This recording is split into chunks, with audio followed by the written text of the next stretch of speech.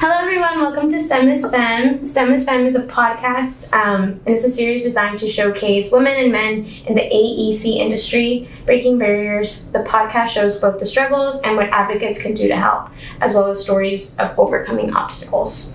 I am Cassandra. I work out of the Roadway Group in the Austin, Texas office. I've been at GBA for almost 3 years in January, and I've just been excited to get to know everybody. And I'm now here in the next office for our annual TranspoCon, so shout out to that. I'm going to introduce Sarah really quickly. Sarah brings extensive experience in the municipal finance with key emphasis on strategic planning, budgeting, asset management, process improvement, performance management, and program management. Her experience managing multi-million-dollar capital improvement and utility operating budgets provides her with an understanding of the challenges public and titles face. So welcome, Sarah. Thanks for having me. So we're just going to get started with a few little questions and just get to know your story a little bit more. So what got you interested and why did you choose this specific career path? Well, I'd like to say that it was a strategic plan, but honestly, I was at a point in college where I really needed to choose a major. I was a junior and still trying to figure out what I wanted to do when I grew up. And I happened to take a public administration class as an elective, and I absolutely loved it. And I thought, you know what, this is what I want to do. I want to work in communities and help communities be better and help people. So it was kind of by default, and then got lucky, and I've used my degree my whole life, and so it just kind of went from there. And so after college, I worked for the city of Olathe, or the city of Leawood, actually, which is a suburb in Kansas City, for about 9 years. When I left there, I was the assistant to the city administrator. Stayed home for a couple years with my kiddos, and then went to work for the city of Olathe, which is also another suburb in the Kansas City area, for over 20 years. So almost 30 years of public sector experience, really just focused on community improvement. So everything from processes and client engagement clear down to, which assets should be replaced, and making sure street lights don't go out and potholes are filled, and having the resources to maintain all that infrastructure, not only today, but into the future. So, trying to leave whatever I come across in a better place than when I found it. So kind of a different journey, but so I left the public sector and came to the private sector. And GBA, honestly, the core values of GBA in terms of being that service provider and being that helping hand really aligned with my core values. So I've been here almost 2 years in January, so I didn't realize you had started a year ahead of me. So yeah, wow, that's interesting. Did you do the same thing that you did in the public sector that you're now doing in the private sector? I am now. So technically on paper, I'm the municipal market lead, which really what I do is kind of pull all of the different pieces and parts within GBA. So we have a strong transportation group, strong water environment group, we have building codes, we have all types of services that we can offer municipalities. And so really what, I do is try to pull those resources together so that we can meet our clients' needs, trying to make it easier to navigate the purchasing piece of it for them, and being able to call us because we can pretty much do anything that they need. So trying to really be that more client-focused municipal client or service provider, which is very similar to what I did in the public sector, which was really kind of, I say it's like herding cats. It's the same here. You're still herding cats. It's bringing in, the right people to the table to solve problems and to help come up with solutions. And so it's very similar in a lot of ways what I'm doing here. Wow. Cool. So transitioning into the AEC industry from the public administration to finance, can you talk a little bit more about that transition? Yeah, that was really interesting.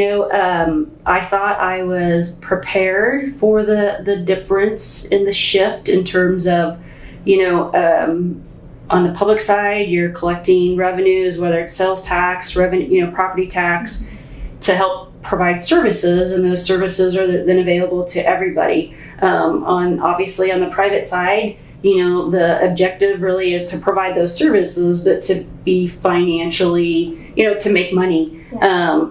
So it was really the whole idea. I've been sunk cost my entire life. I mean, honestly, to going to like really trying to account for and every move I make essentially. But my biggest hurdle was honestly has been charging clients, because I just I just want to help, and I just want to answer their question or be the resource they need. But they need to pay for that service, and I think getting over that has been a little bit difficult. There's still times I struggle with it, but I mean, I try to equate it to we go to the dentist for help with our teeth or whatever, and we get charged every time we walk in the door. So that really, I just have to get over that in my head. But it has been a little tough, but I'm getting better at it.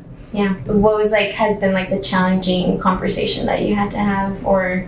Nothing really with clients, honestly. I think, I was a client for years. I fully expected people to charge us for the work that they did. I think it's really just been an internal struggle with myself in terms of, we were only on the phone for 15 minutes and, she just had a couple questions and I answered those. And, again, in fairness to the company, I should be charging that time to the project as opposed to really just giving away free services. So luckily for me, it hasn't been any odd interactions with clients. It's really just been me trying to get over my own barriers I have in my head. So, yeah.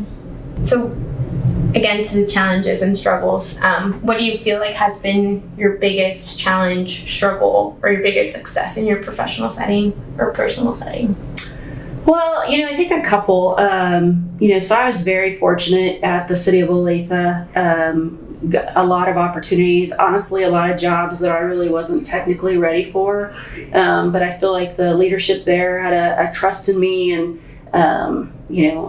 I've always kind of prided myself in being able to figure things out and come up with solutions. I think probably the biggest, and it still sticks with me, was I was the budget manager during the recession. You guys were probably in grade school, but during 2008, and honestly, it was a recession that was really, I think if as time goes on, they'll really classify it more as like a depression.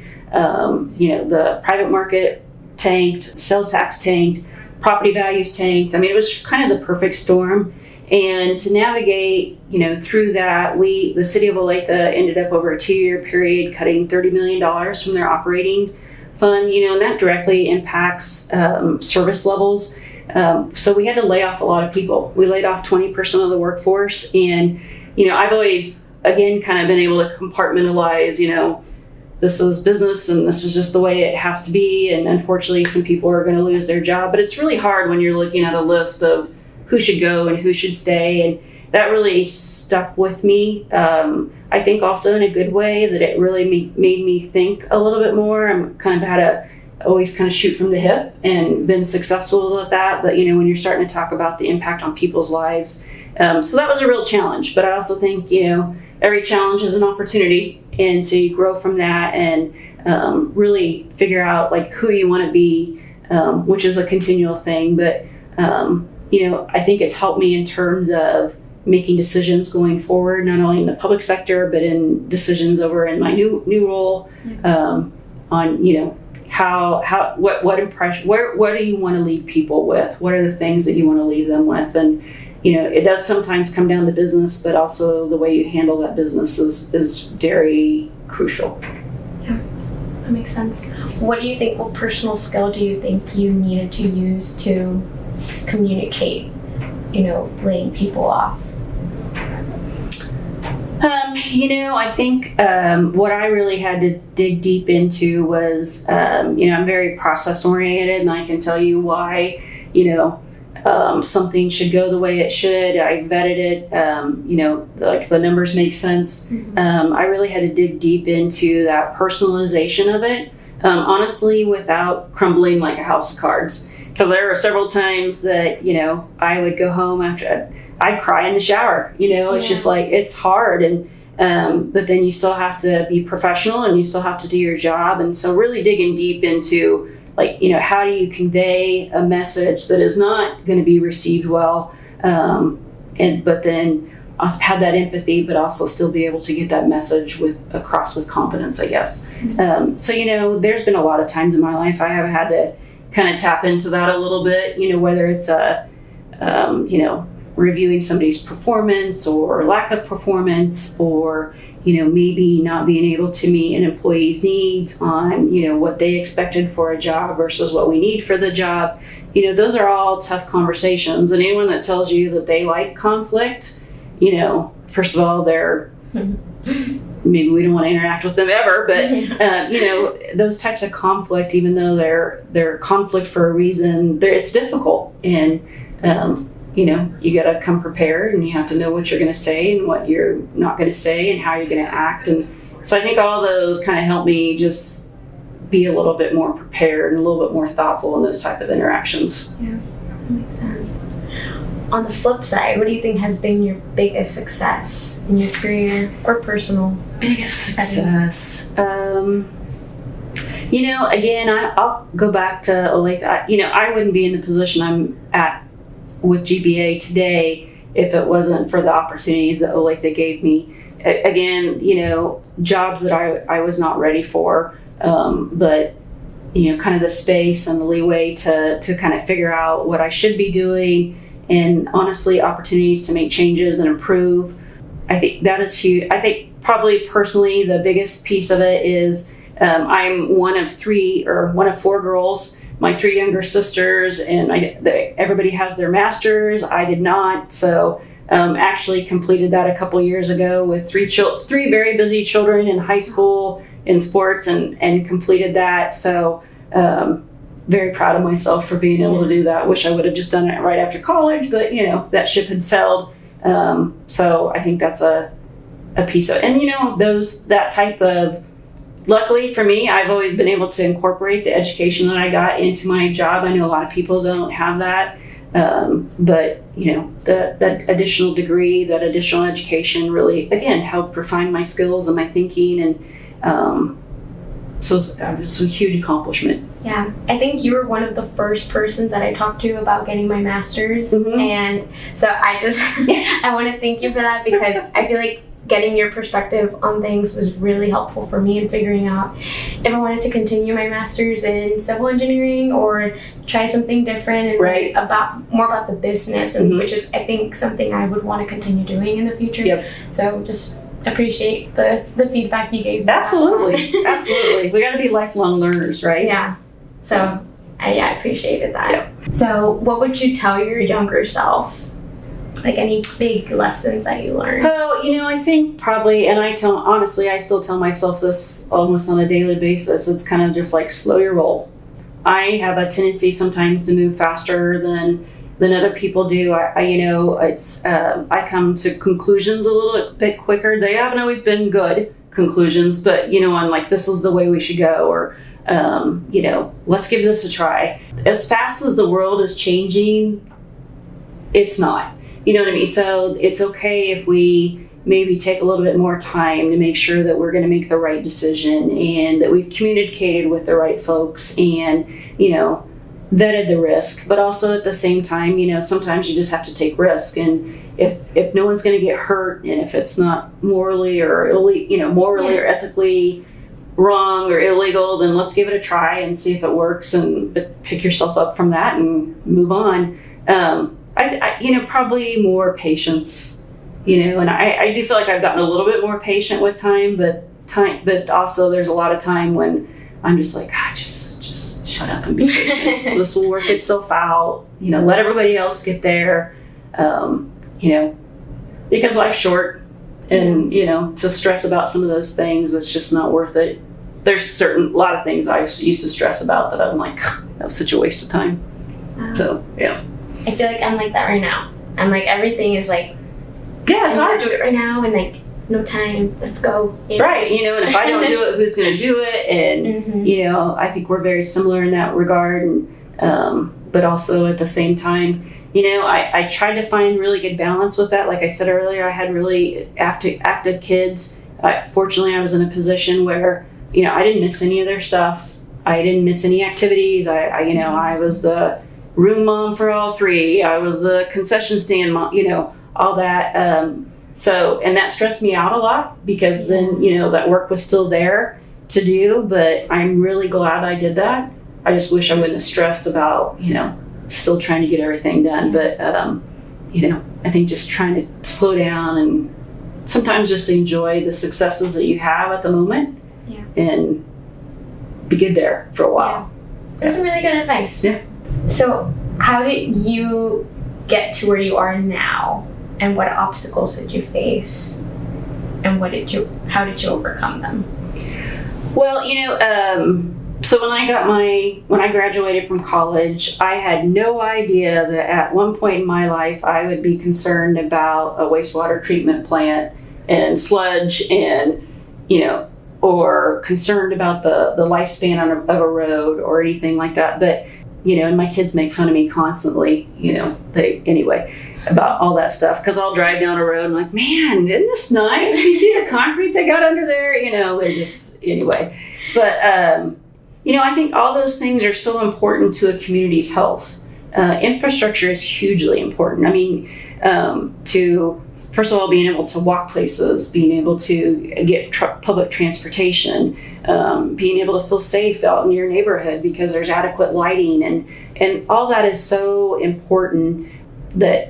So I think realizing how important all that was, I mean, honestly, let's be honest, making sure the poo gets carried away from your house and the water that's coming in is clean. Having a realization about all that really got me very passionate about the asset management work that, so I was responsible for setting up the asset management program that the city had. And that was down to every aspect of, cities own a lot of assets, billions of dollars of assets. But the city I worked in, we were very fortunate. We had resources, we had dedicated full-time staff to take care of those assets. Not everybody has that. I think a perfect example is a city that we're working with in Texas. Rogers, Texas. They, don't have enough staff. They're hanging on by their bootstraps, literally and figuratively. So how do you help them? Because that, you don't get into the public sector to become rich. You do it because you have a passion for your community or for helping people. So that, I think, helped me get to this point at GBA. And that's really what I liked was how do we come up with solutions? How do we help you where you are today? How do we understand what challenges you're facing? And give you some advice or come up with a solution for that, knowing that, a lot of people that we work with, they have the 5-year, the 10-year, they're thinking about what their community is going to look like in 50 years. And I get that. I understand that. And especially if it's where you live, you want your community to be the best. So, maybe what we can do for Rogers is a little bit different than what we do for Overland Park, but it's still important. So I think having that understanding, that appreciation, really translated well over to GBA.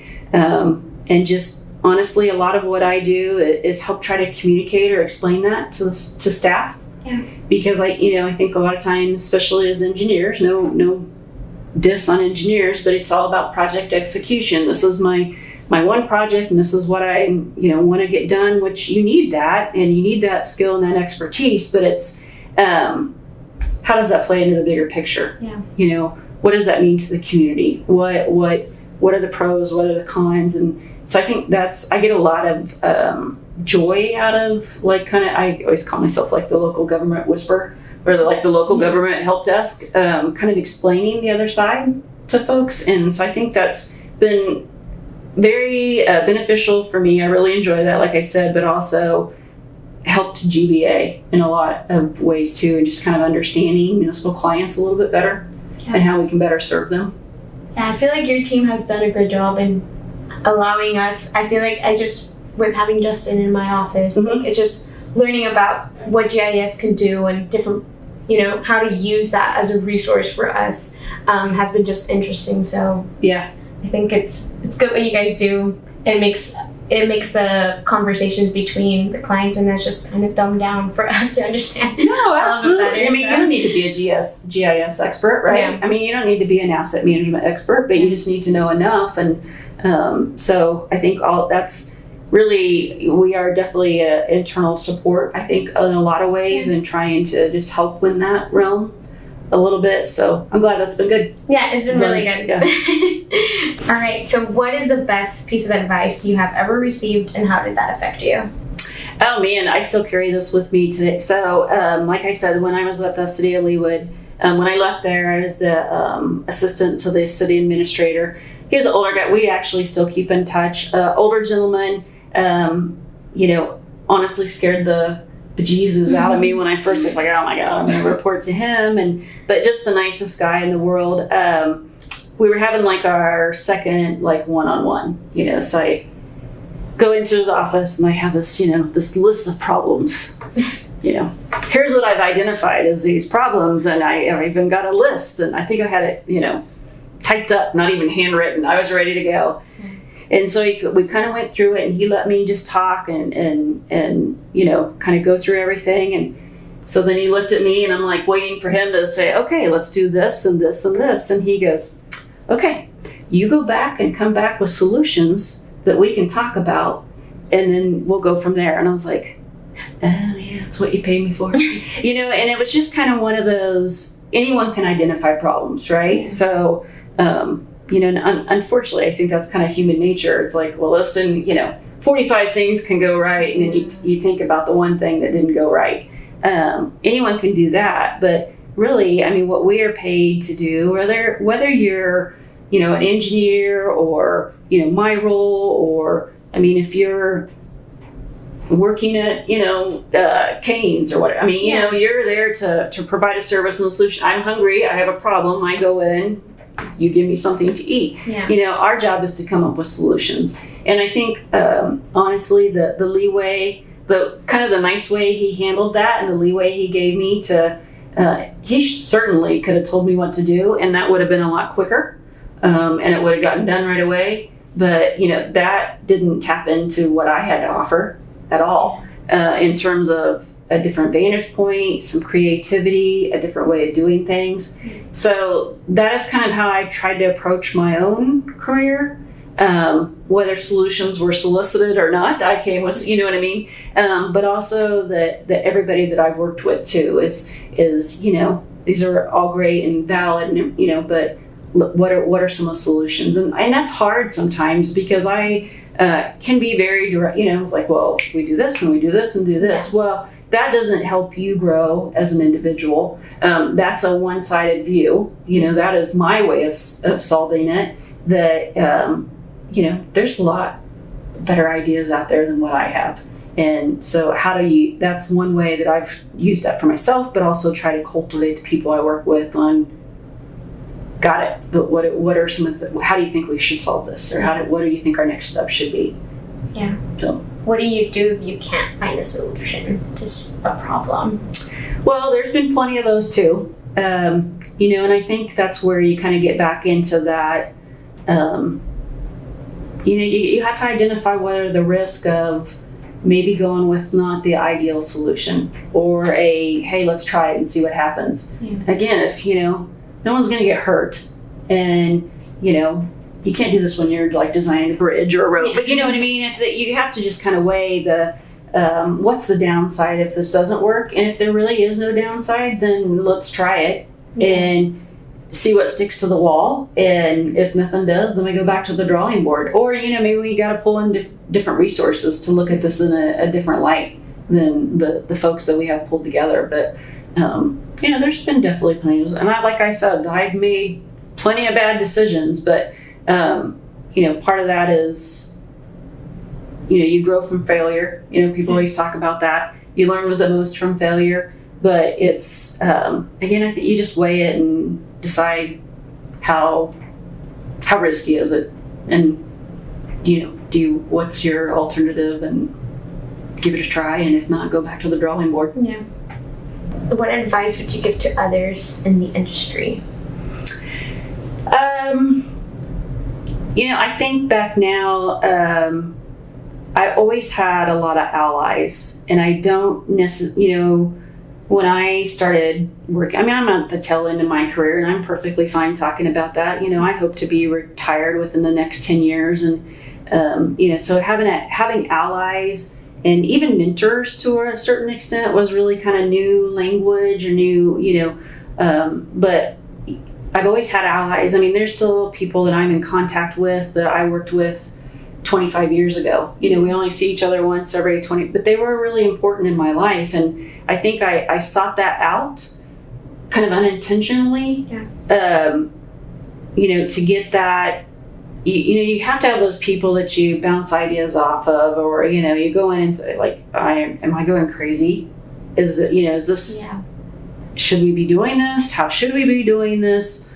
Or, I've certainly had a lot of those, like, the big joke was like, well, I'm dropping my tool belt. I'm out. I'm done, and you need those people that like kind of talk you off the wall. And whether it's business related or personal, because we're here at work a short time, even though it's very important stuff, we still have lives. So I think having those allies, and I think women in particular, just, and I honestly, I would have poo-pooed that,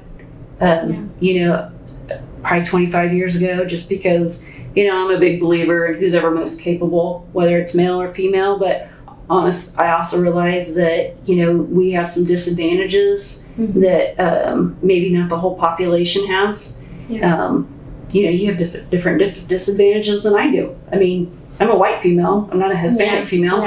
So I mean, truth be told, and understanding those and understanding how important your community is, I think is huge. And being able to have those people that you can call on, or just to hear you out or to set you straight, honestly, part of that too. And my biggest, I would say, have people that aren't in your industry be those mentors, and, because it's easy to like hang out with people that are just alike and that type of thing, but reach out, and they can be men too. I mean, I've had a lot of really good male influences in my life. Actually, my probably the longest boss I had at Olathe actually retired from Olathe and works for us part-time now. I mean, so he had a huge impact on my life. And I think having that, and then you have a responsibility then to be that for other people too. So, I think that all that's important. We all have that kind of that pay it forward piece to it. You know what I mean? Yeah, I get that. I feel like I have a lot of allies since I've started at GBA, and I feel like for me it was more of a supporting role. Like I have all these ideas, and having the allies that would reach out to me like, hey, would this be good? And having them support me through that was really just helpful, especially from a smaller like regional office. Oh, absolutely. Yeah. Perspective. I think just getting that out and having that like be like a company-wide thing, like the stretch and flex. Yeah. We started that in Round Rock, and talked to a bunch of people. And all the allies that I have in the company, and just kind of now it's like a company-wide thing. Right. So just things like that, I think it's really good advice to have. Well, and allies, they're connections, right? Yeah. And so, I'm an introvert, honestly, but we still want to have that connection, that human connection, and just to feel like you're not alone. Yeah. And I think that's really important. And you took full responsibility for making sure you had those connections. Yeah. And so we all have that responsibility too. Is instead of waiting for people to come to us, I mean, you have to seek out what you need. No one knows better than you what you need. Yeah. So you have to seek that out. Yeah. And it's also okay to seek that out. Yeah. And also people won't know if you need help if you don't ask too. So. Right. Yeah. Absolutely. What has been your experience both as a mentor or as a mentee, and why was it important to get involved? Oh, like I said, I had a lot of influences, on as a mentee. I think it builds who you are. You are who you are at your core, but also you are, there are people that influence you that in a positive way and a negative way. And I think it's, probably the biggest piece is the negative influences that I've had, and realizing that I don't want to be that. Yeah. And unfortunately, like my natural tendency is to be that. So how do I work to not be that? And I'm not talking about like anything that's, horrific or anything like that, but my natural tendency is to direct. And so, but I know that there are times that I need to direct, but more often than not, I do not. So then how do I help grow people, or, you know what I mean, around me, get better ideas? It's really to sit on my hands and shut up sometimes. And I mean, honestly, even to tell myself, just be quiet, let other people talk. You don't always have to be the one that speaks up with the solution.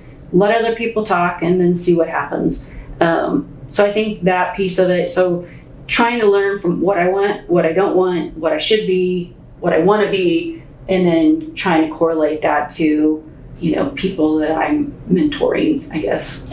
Yeah. And they'll do the same. What you got to find out what works for you, and really be aware of who you want to be. It's kind of like that continual education, right? You're continually evolving to who you want to be. When we probably can think of several people that have not continued to evolve. I mean, there's probably faces that pop up in your head, but I don't want to be that. So how do you continue to do that? It's a conscious effort, I guess. Yeah, that makes sense. And the last question that we have for you today is, why do you do what you do? What's your why? What's my why? Oh, that's a good one. I think I want to have an impact, and my impact does not have to, I am not a big stand in front of a group. I mean, I can stand in front of a group and talk. I don't need a spotlight. How about that? Explains it a little bit better. My cup gets a lot more full when I had something to do behind the scenes with somebody else's success. And I always felt like that when I worked at Olathe too. So I lived in Olathe. My kids went to school in Olathe. Completely vested in Olathe. That's my community. Lived there longer than I did, where I was growing up. I feel like I had a huge role in the success of that city. I wasn't getting an award. I wasn't a chief. I wasn't the city manager, but I had huge success in being able to get the funding we needed for projects, managing those assets, developing a team of people that are now, leaders within the organization. So I get a lot of joy out of that, and I think that's what I want to be at GBA as well. I always tell Jim Jarrett and Doug Van Meter, I am the ultimate barback.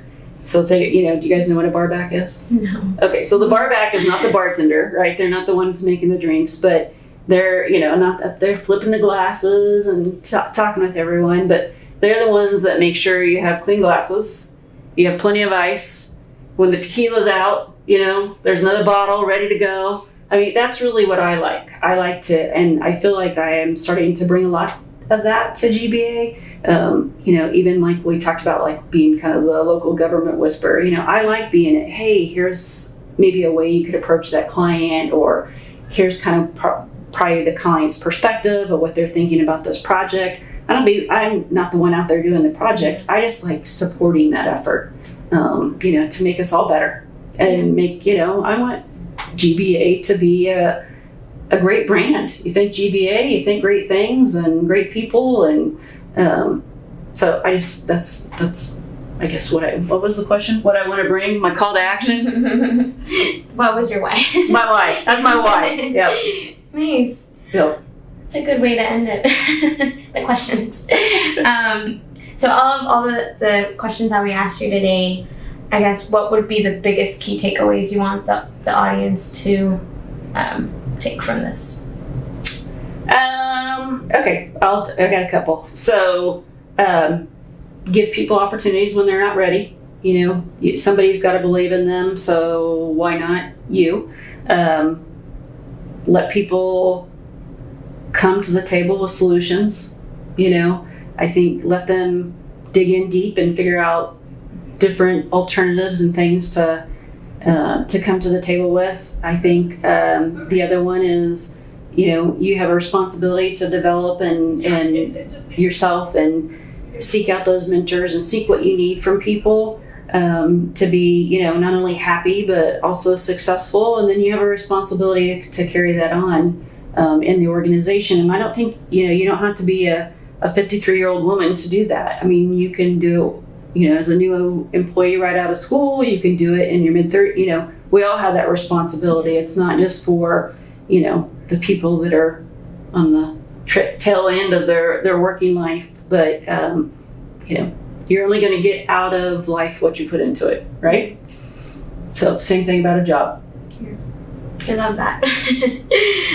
Well, thank you so much for being on our podcast today, and for joining, and for all of you guys, thank you for joining us on the episode of Femme.